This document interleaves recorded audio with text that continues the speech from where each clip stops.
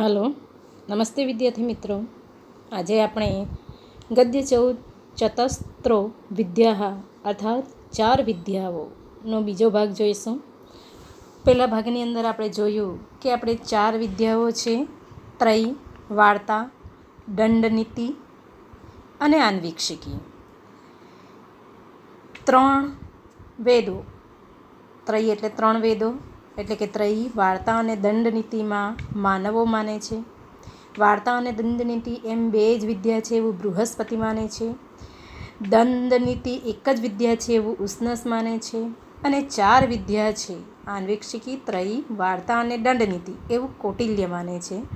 અને આ 4 વિદ્યામાં શું છે તેની ચર્ચા આપણે કરેલી. હવે આપણે આગળ જોઈશું. આ 4 વિદ્યા દ્વારા આપણે વિદ્યા આપણને કઈ રીતે ઉપયોગી છે સમાજને, તે હવે આપણે બીજા ભાગની અંદર જોઈશું. બલાબલે બલાબલે ચેતસામ હેતુભિઃ અન્વીક્ષમાણા આન્વીક્ષિકી. બલાબલે એટલે બલ એટલે સબળ અને અબલ એટલે નિર્બળ. સંધિ થશે બલ અને અબલ એટલે કે સબળ અને નિર્બળ. એતેષામ એમનું, ચ એતેષામ, ચ એટલે અને, સબળ અને નિર્બળ એમનું, હેતુભિઃ, હેતુભિઃ એટલે ન્યાય વડે, અન્વીક્ષમાણા, અન્વીક્ષમાણાનો અર્થ થશે પરીક્ષણ કરાતી વિદ્યા અથવા તો તપાસ કરાતી વિદ્યા. તો સબળ અને નિર્બળ એમનું ન્યાય વડે પરીક્ષણ કરાતી વિદ્યા તે આન્વીક્ષિકી છે. શા આન્વીક્ષિકી લોકસ્ય ઉપકરોતિ. સ એટલે તે આન્વીક્ષિકી, લોકસ્ય એટલે લોકો ઉપર, ઉપકરોતિ એટલે ઉપકાર કરે છે, લોક ઉપર અથવા સમાજ ઉપર. તે આન્વીક્ષિકી સમાજ ઉપર અથવા તો લોક ઉપર ઉપકાર કરે છે. વ્યસની અભ્યુદયે ચ, વ્યસન એટલે મુસીબતમાં, આપત્તિમાં, અને અભ્યુદય એટલે પ્રગતિ, ઉન્નતિમાં. બરાબર, આપત્તિમાં અને ઉન્નતિમાં. બુદ્ધિમ અવસ્થાપયતિ, બુદ્ધિ એટલે વિચાર, વિચારને અથવા તો નિર્ણયને, અવસ્થાપયતિ સહજ રીતે સ્થાપિત કરે છે. આપત્તિમાં અને ઉન્નતિમાં વિચારને સહજ રીતે સ્થાપિત કરે છે. પ્રજ્ઞાવાક્ય ક્રિયા વૈશારદ્યમ ચ કરોતિ. પ્રજ્ઞા એટલે વિચાર, વાક્ય એટલે વચન, અને ક્રિયા એટલે કર્મમાં રહેલી વૈશારદ્ય એટલે નિપુણતાને, કરોતિ એટલે સંપન્ન બનાવે છે. વિચાર, વચન અને કર્મમાં રહેલી નિપુણતાને સંપન્ન બનાવે છે.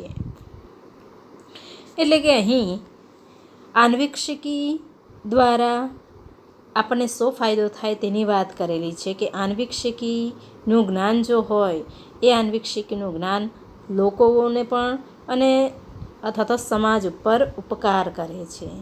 ત્યાર પછી આપત્તિ આવે કે કોઈ પ્રગતિ કરીએ આપણે, તો ત્યારે પણ આપણા વિચારો, આપણી અંદર સારા વિચારો સ્થાપિત કરે છે. સારો નિર્ણય આપણે લઈ શકીએ છીએ ઉન્નતિમાં પણ અને મુસીબતમાં પણ. અને તે જ રીતે વિચાર, વચન અને કર્મમાં રહેલી નિપુણતાને સંપન્ન બનાવે છે. તો આ રીતે અહીં આન્વીક્ષિકી આપણને, આ આન્વીક્ષિકી વિદ્યા આપણને કઈ રીતે ઉપયોગી છે તેનું મહત્ત્વ અહીં બતાવ્યું છે. આગળ શામ ઋક યજુર્વેદા ત્રયી. સામ એટલે સામવેદ, અહીંયા ઉપર રેપ છે એ આગળ આવી જાય એટલે રૂ, અને ગ અર્ધ છે એટલે ઋક એટલે ઋગ્વેદ, અને યજુર્વેદ ત્રય એટલે આ 3 ત્રયી છે. ત્રયી કોને કહેવાય? તો 3 વેદોને ત્રયી કહેવાય. 3 છે એટલે ત્રયી. તો સામવેદ, ઋગ્વેદ અને યજુર્વેદ આ 3 ત્રયી છે. ત્રયા હિ રક્ષિતો લોક પ્રસિદ્ધતિ ન સિદ્ધતિ.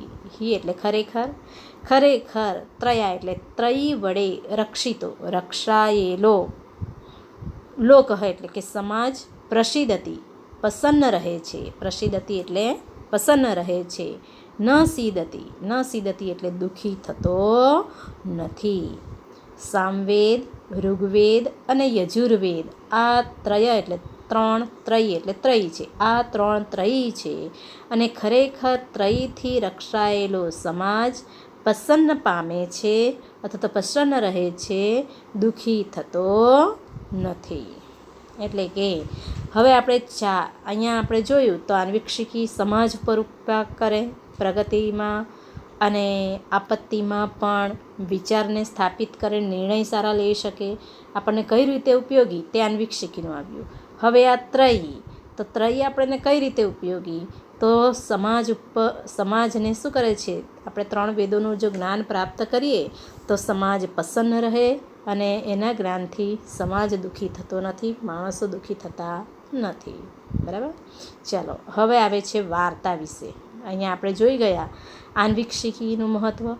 હવે ત્રયીથી શું ફાયદો થાય છે તે હવે જોઈએ આપણે વાર્તા. કૃષિ પાશુપાલ્ય વાણિજ્ય ચ વાર્તા. કૃષિ એટલે ખેતી, બરાબર, અથવા તો આપણે કૃષિ શબ્દ લેવાનું. કૃષિ કાર્ય, પશુપાલન તથા વાણિજ્ય એટલે વેપાર એ વાર્તા છે. વાર્તાનો અર્થ શું થાય? કૃષિ, પશુપાલન અને વેપાર વણજ એ વાર્તા છે. ધન્ય પશુ હિરણ્ય કુપ્ય વિષ્ટિ પ્રદાનાત ઔપકારિકી. ધાન્ય એટલે અન્ન અથવા તો અનાજ, પશુ, હિરણ્ય એટલે સોનું, કૃપ્ય એટલે તાંબુ અને વિષ્ટિ એટલે ઉદ્યોગ અથવા તો વ્યવસાય. પ્રદાનાત એટલે આપતી હોવાને કારણે ઉપકારિકી ઉપકાર કરનારી છે. તો વાર્તાનું જો જ્ઞાન હોય, વાર્તા એટલે આપણે કંઈ કહાની કહીએ એ વાર્તા નહીં. વાર્તાનો અર્થ લેવાનો છે કૃષિ એટલે કે ખેતીવાડીને લગતું કામ, બરાબર, પશુપાલનને લગતું જ્ઞાન, વાણિજ્ય એટલે વેપાર ધંધો વ્યવસાય કરવો હોય તો તેનું જ્ઞાન. તો આ જે જ્ઞાન છે એને વાર્તા કહેવાય. બરાબર. ત્રણ વેદોનું જે જ્ઞાન છે તેને ત્રયી કહેવાય. પશુપાલન, ખેતી અને વેપારનું જે જ્ઞાન છે તે વાર્તા કહેવાય. તો આ વાર્તાના જ્ઞાનથી શાની પ્રાપ્તિ થાય છે? અન્ન, પશુ, સોનું, તાંબુ અને વ્યવસાય આપતી હોવાને કારણે લોકો ઉપર ઉપકાર કરે છે. વાર્તાનું જ્ઞાન હોય તો માણસ આ જ્ઞાનથી આખો સમાજને શું મળે? તો અન્ન મળે. હે ને? ખેતીનું જ્ઞાન હોય તો અન્ન, પશુપાલનનું જ્ઞાન હોય તો પશુનું પાલન કરી શકે, અને વાણિજ્ય એટલે વેપાર ધંધો એટલે સોનું છે, તાંબુ છે, હે ને, અને ઉદ્યોગ વ્યવસાય જે છે એનું જ્ઞાન. આ બધા જ્ઞાનથી આ બધી વસ્તુની પ્રાપ્તિ થાય છે, માટે એ સમાજ ઉપર ઉપકાર કરનારી છે. કોણ સમાજ ઉપર ઉપકાર કરે છે? તો વાર્તાનું જ્ઞાન કે કૃષિ, પશુપાલન અને વેપાર વણજ એ વાર્તા છે. અન્ન, પશુ, સોનું, તાંબુ અને ઉદ્યોગ આપતી હોવાને કારણે ઉપકાર કરનારી છે. એટલે વાર્તાનું જ્ઞાન આપણા ઉપર શું ઉપકાર કરે, શી જરૂર છે અને શું પ્રાપ્તિ થાય તે અહીં આપ્યું છે. ચાલો હવે છે આન્વીક્ષિકી ત્રયી વાર્તાનામ યોગક્ષેમ સાધનો દંડ. આન્વીક્ષિકી એટલે ખબર જ છે તમને કે પરીક્ષણ દ્વારા સત્યનું જ્ઞાન કરાવતી વિદ્યા. ત્રયી એટલે ત્રણ વેદોનું જ્ઞાન, બરાબર. વાર્તા એટલે ખેતી, પશુપાલન, વેપાર વણજનું જ્ઞાન આપતી વિદ્યાના યોગક્ષેમના સાધનવાળો દંડ છે. યોગક્ષેમ સાધનો એટલે એ જ શબ્દ લેવાનો છે આપણે, યોગક્ષેમના સાધનવાળો દંડ, બરાબર, દંડ છે. તસ્ય નીતિ દંડ નીતિ. તસ્ય એટલે તેની જે નીતિ છે તે દંડ નીતિ છે. તેની નીતિ એ દંડ નીતિ છે. તો આન્વીક્ષિકી અહીંયા ત્રણની વાત કરેલી છે, ત્રણ વિદ્યા કે આન્વીક્ષિકી, ત્રયી અને વાર્તા જે છે એને રક્ષણ કરવા માટે, હે ને, યોગક્ષેમ એટલે યોગક્ષેમ એટલે જે કંઈ આપણી પાસે છે તેનું રક્ષણ કરવા માટે કયો સાધન જરૂરી છે? તો દંડની જરૂર છે. આન્વીક્ષિકી દ્વારા આપણે જે જ્ઞાન પ્રાપ્ત કર્યું તે ત્રયી દ્વારા જ્ઞાન પ્રાપ્ત કર્યું તે અને વાર્તા દ્વારા જે કંઈ મેળવ્યું આપણે તો એને રક્ષણ કરવાનું કામ દંડ નીતિનું છે. એટલે દંડ માટે જે નીતિ બનાવી તેને દંડ નીતિ કહેવાય છે. કે આપણી પાસે કંઈ પણ હોય એ વસ્તુને સાચવવા માટે દંડ જરૂરી છે. કારણ કે માણસ સમાજની અંદર ઘણા માણસ કોઈ વસ્તુ પડાવી લે અથવા તો એના દ્વારા જે કંઈ વ્યવસ્થા ઊભી થાય, અવ્યવસ્થા ઊભી થાય તો તેના માટે માણસને દંડ આપવો જરૂરી છે. દંડ આપવાથી હે ને દરેક માણસ સાચા રસ્તે જાય છે. એટલા માટે આ આન્વીક્ષિકી ત્રયી અને વાર્તા દ્વારા જે કંઈ પ્રાપ્તિ થાય તેના રક્ષણ માટે દંડ નીતિ જરૂરી છે. તો આપણે ફરીથી જોઈશું કે આન્વીક્ષિકી ત્રયી અને વાર્તા. તમે ભાષાંતરમાં ગાઈડમાં જશો તો આન્વીક્ષિકી લખેલું હોય, કાઉન્સમાં આન્વીક્ષિકી એટલે શું તો એ પણ લખેલું હોય કે પરીક્ષણ દ્વારા સત્યનું જ્ઞાન કરાવતી વિદ્યા. ત્રયી તો ત્રયીના કાઉન્સમાં લખેલું હોય 3 વેદ, ઋગ્વેદ, યજુર્વેદ, સામવેદ. વાર્તા એટલે કાઉન્સમાં લખેલું હોય કૃષિ, પશુપાલન, વેપાર વણજનું જ્ઞાન આપતી વિદ્યા ના યોગક્ષેમના સાધનવાળો દંડ છે. એટલે આ 3 જ્યાં પણ શબ્દો હોય ત્યાં એનો જે અર્થ થાય તે કાઉન્સમાં લખેલો જ હોય. એના કારણે તમને અનુવાદ ગાઈડમાં લાંબુ દેખાશે, બરાબર. પણ એ ત્રણેયનો અર્થ, 4 વિદ્યાનો અર્થ તમારે યાદ રાખો તો તમારે ગોખવાની જરૂર પડે નહીં, બરાબર. ચાલો હવે આગળ જોઈશું. સા ચ અલબ્ધ લાભાર્થા લબ્ધ પરિરક્ષણી રક્ષિત વિવર્ધની વૃદ્ધસ્ય તીર્થેષુ પ્રતિપાદની ચ એટલે અને શા એટલે તે અને તે એટલે તે દંડનીતિની વાત કરેલી છે કે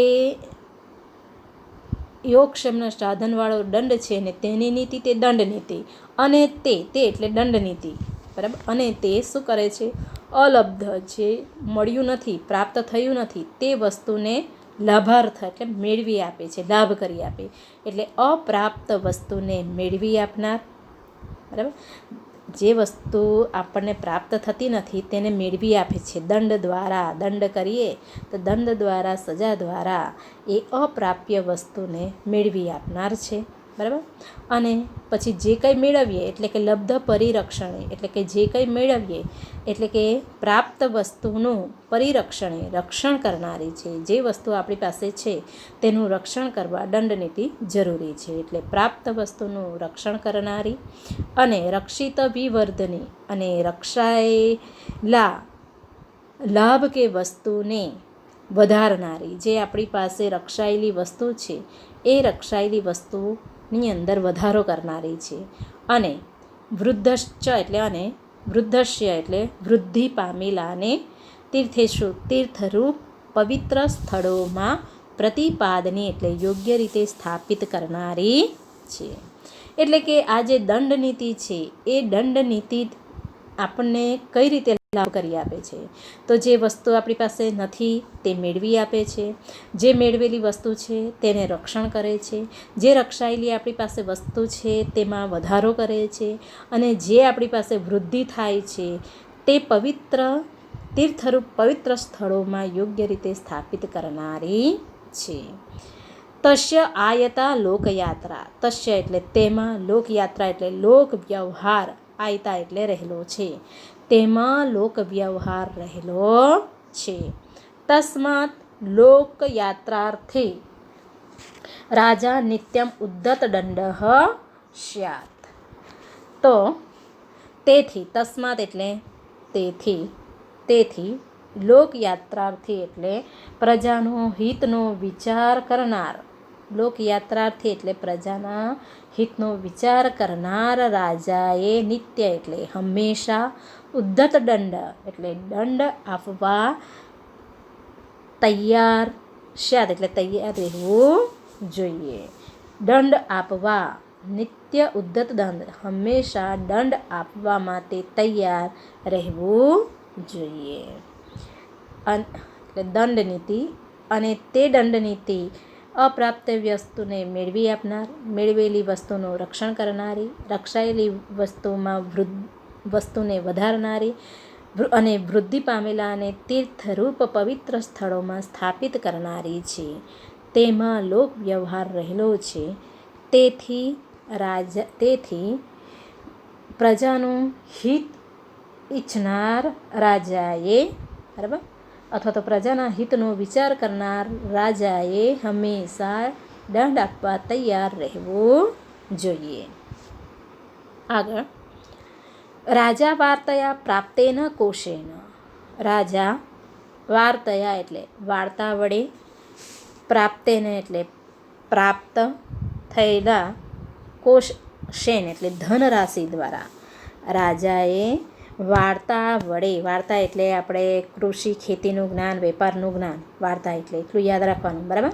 તો રાજા વાર્તા વડે પ્રાપ્ત થયેલા ધનરાશિ દ્વારા અને પ્રજાયામ એટલે કે પ્રજામાં, સ્થાપિતેન દંડેન અને પ્રજામાં સ્થાપિત કરેલા દંડથી, સ્થાપિત કરેલા અથવા તો નિયત કરેલા ધનથી, એટલે નક્કી કરેલું હોય તે ધનથી, અને દંડેન અને દંડથી, સ્વપક્ષ, સ્વ એટલે પોતાના પક્ષનો અથવા પોતાના સમુદાયને, અને પરપક્ષ એટલે પારકાના સમુદાયને વશી કરોતી, વશ કરે છે. તો રાજા બધાને કેવી રીતે વશ કરે?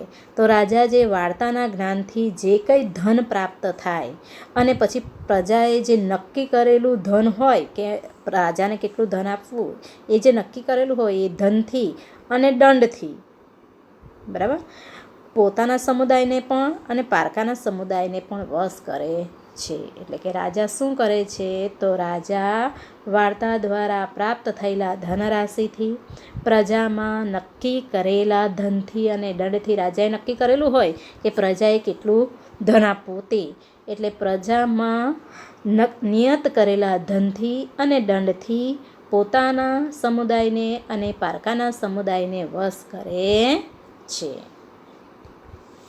આગળ, આન્વીક્ષિકી ત્રયી ચ વિદ્યા શિષ્ટેભ્ય ઉપયુજિત.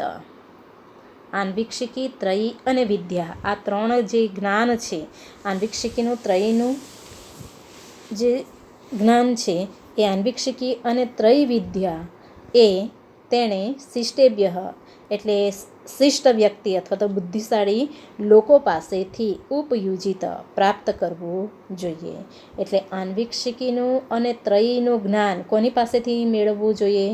તો શિષ્ટેભ્ય, સમાજના શિષ્ટ વ્યક્તિ, બુદ્ધિશાળી લોકો પાસેથી પ્રાપ્ત કરવું જોઈએ. ઉપયુજિત વારંવાર આવશે, એટલે કે પ્રાપ્ત કરવું જોઈએ. તો તમને આ પ્રશ્ન પૂછાય કે આન્વીક્ષિકી અને ત્રયી વિદ્યા એ કોની પાસેથી પ્રાપ્ત કરવું? તો સમાજના જે શિષ્ટ બુદ્ધિશાળી લોકો છે એની પાસેથી પ્રાપ્ત કરવું, બરાબર. ત્યાર પછી વાર્તાનું જ્ઞાન અધ્યક્ષેભ્ય ઉપયુજિત.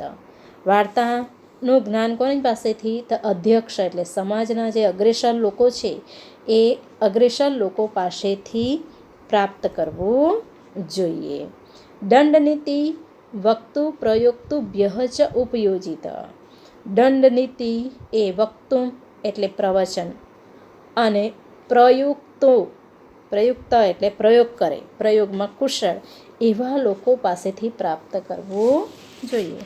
પ્રવચનમાં વક્તુ અને પ્રયોક્તુ, વક્તુ એટલે પ્રવચન અને પ્રયોક્તુ એટલે પ્રયોગ કરવામાં કુશળ એવા લોકો પાસેથી પ્રાપ્ત કરવું જોઈએ. અથવા તો વક્તુ એટલે પ્રવચન અથવા તો ઉપદેશ આપનાર, અને પ્રયોગ એટલે તે ઉપદેશને વ્યવહારમાં લેનાર પાસેથી પ્રાપ્ત કરવું જોઈએ. તો તમને પૂછાય વિકલ્પોમાં પણ, બરાબર, કે આન્વીક્ષિકી અને ત્રયી કોની પાસેથી શીખવું?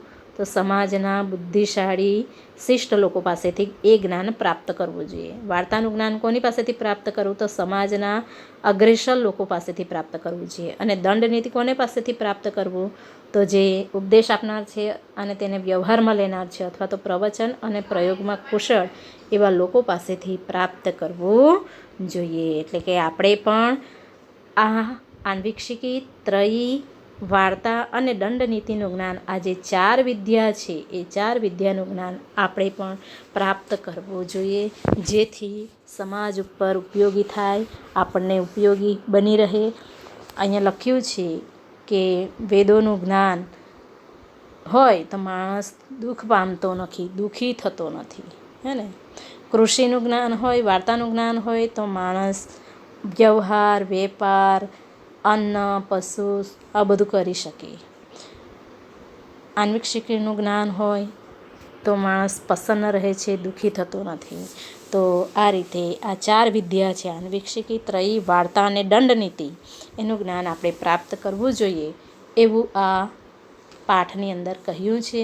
4 વિદ્યાની વાત કરી છે. 4 વિદ્યાનો અર્થ સૌ પ્રથમ મેં તમને બતાવ્યો જ છે. ત્રયી એટલે શું, વાર્તા એટલે શું, દંડનીતિ એટલે શું, આન્વિક શિકી એટલે શું, અને એનું જ્ઞાન પ્રાપ્ત કરવાથી શું ફાયદો થાય તે આ પાઠની અંદર આપેલું છે. તો અહીંયા આપણે આ પાઠનો અનુવાદ પૂર્ણ કરીએ છીએ. તમને આવડશે જ. Okay, by.